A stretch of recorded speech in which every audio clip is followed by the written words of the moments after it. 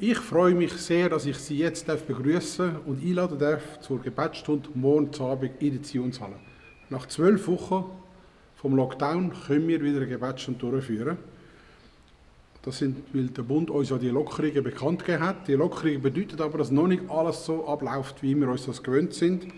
Wir haben ja vom Bund verschiedene Konzepte. Da haben wir das Rahmenschutzkonzept für Gottesdienste und religiöse Zusammenkünfte.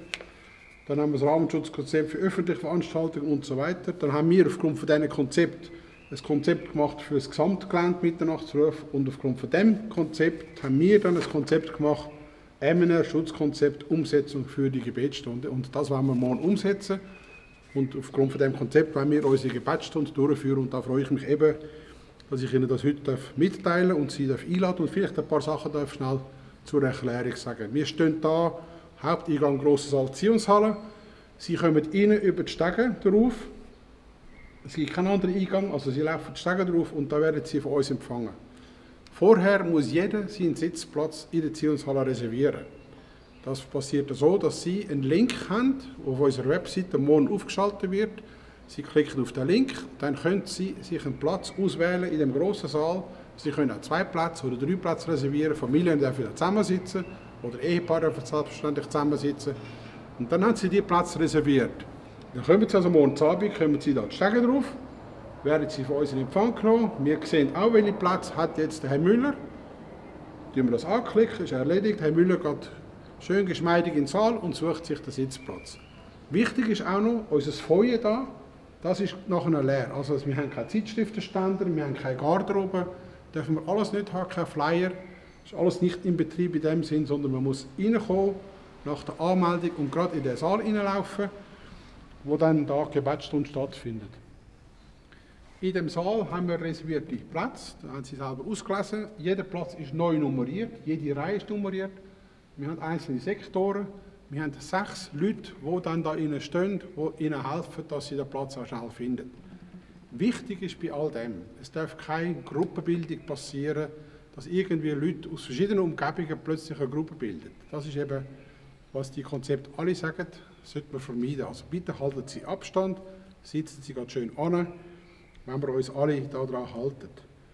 Wenn jemand den Lift müsste brauchen, also er könnte jetzt nicht auf die Hauptstege drauf, dann ist jemand von unseren Mitarbeitern da, der Sie durch den Lift aufführt und dann auch genau gleich in den Saal bringt. Das ist also kein Problem.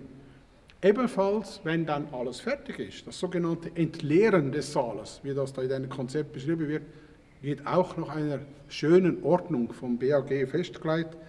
Das wird aber dann der Norbert bekannt geben, am Schluss der Gebetsstunde, wie das funktioniert. Und auch dann haben wir die 6 Brüder, die den Saaldienst haben, die dann da schauen und auch mithelfen.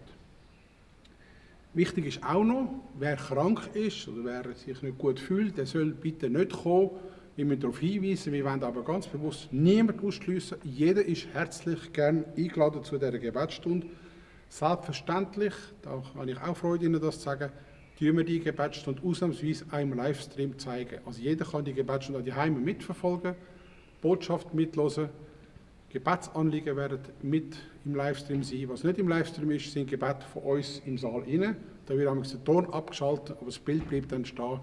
Also wenn Sie nicht kommen wollen, Gebetsstunde ist auch im Livestream, können Sie so mit dabei sein. Aber ich möchte Sie doch herzlich gerne einladen. Es ist doch ein Fest morgen, nach 12 Wochen, wenn auch unter schwierigen Umständen, und doch geht es uns ja noch allen sehr gut, haben wir die Freude, dass wir die Gebetsstunde machen können. Darum kommen Sie, helfen Sie mit, dass wir da alles schön so einhalten können, wie wir es versucht haben aufzugleisen. Der Norbert Lied wird, wie gesagt, die Gebetsstunde leiten.